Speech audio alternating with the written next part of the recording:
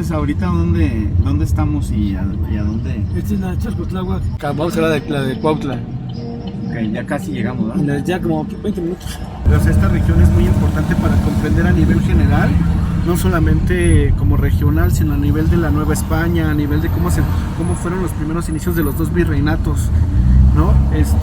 Los primeros contactos entre los pueblos sometidos y los españoles, o sea, esta región en específico. Bueno, esta capilla es una capilla muy importante para comprender cómo fueron los primeros procesos de contacto en los años inmediatos a la caída de Tenochtitlan. Se les denomina capilla abierta porque fueron lugares que no existían dentro de las modalidades del culto cristiano en España, es decir, este tipo de construcciones son específicas del proceso de contacto colonial. Los pueblos mesoamericanos tenían modalidades de culto, de liturgia, de celebración religiosa que se daban en espacios exteriores, que se daban al aire libre.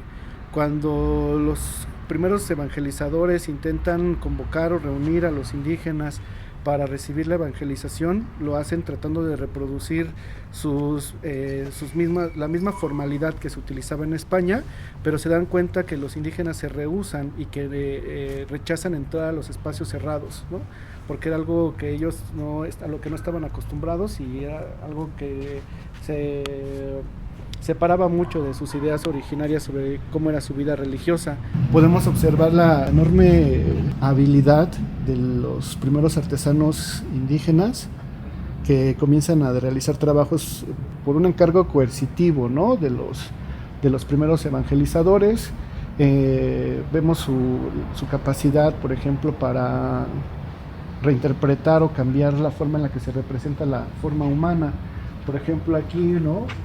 Generalmente los pueblos indígenas no practicaban una representación mimética o no realizaban una copia exacta no realizaban obras con naturalismo, y entonces vemos aquí que dentro del arte cristiano pues el figurativismo, la representación real de la figura humana pues va a ser algo muy importante, y vemos aquí por ejemplo en la forma en la que son representados los cuerpos, incluso las desproporciones que hay en las manos, ¿no? Eso refleja precisamente la diferencia de las iconografías, la diferencia de representación. Debemos recordar que en las primeras décadas de contacto entre las poblaciones que llegan al territorio de la Nueva España, pues no había arquitectos ni había ingenieros, por lo tanto la mano de obra que se va a utilizar para la edificación de estas construcciones va a ser la mano indígena, pero la mano indígena no solamente está reproduciendo con exactitud las indicaciones que les dan los frailes, quedaron decepcionados cuando observaban que los indígenas comenzaban a interpretar de una forma no prevista, ¿no? Los encargos que ellos les asignaban, y eso es muy interesante porque obviamente muchas de las iconografías toman elementos de las divinidades mesoamericanas.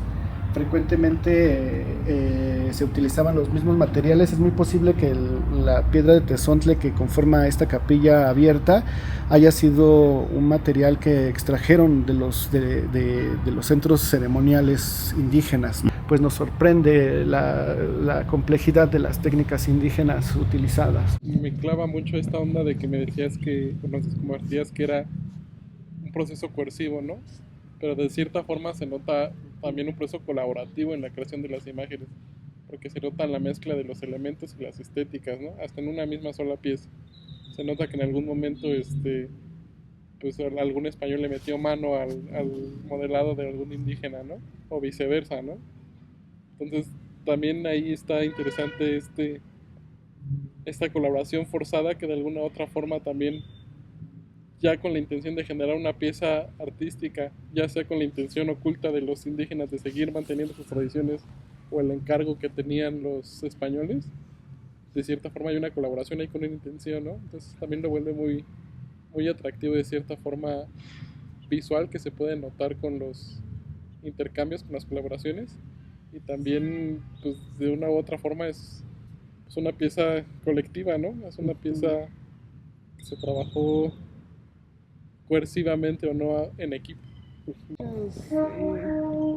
muchas figuras que mencionaba son similares a las que había desde la época prehispánica, ¿no? He visto mucho en varias construcciones viejas, o principalmente iglesias y así, sobre todo las flores, que son como las que tienen el cuerpo Xochipilli, por ejemplo. Me llama mucho la atención cómo pues de alguna manera se ve el sincretismo, ¿no? Que todavía permanece, aun cuando a lo mejor la estructura es ya diferente completamente, pues hay en los detalles siempre algo que todavía marca como esa resistencia también de los que estaban aquí originalmente, ¿no? Entonces, Claro. me llama mucho la atención todo el detalle que tiene, porque son muchísimas cosas que todavía ni acabo de verlas. De hecho, Brian nos... Pues es esa impresión, ¿cómo pudo suceder algo así que llegara alguien y que te dijera, a ver, quita esto, tu religión, y ahora pon esto y construye esto, y así se me hace como, pues, muy, muy gacho. Como que le ves mucho valor artístico y así, pero abajo como un sufrimiento muy fuerte, ¿no? Y como una injusticia, no sé.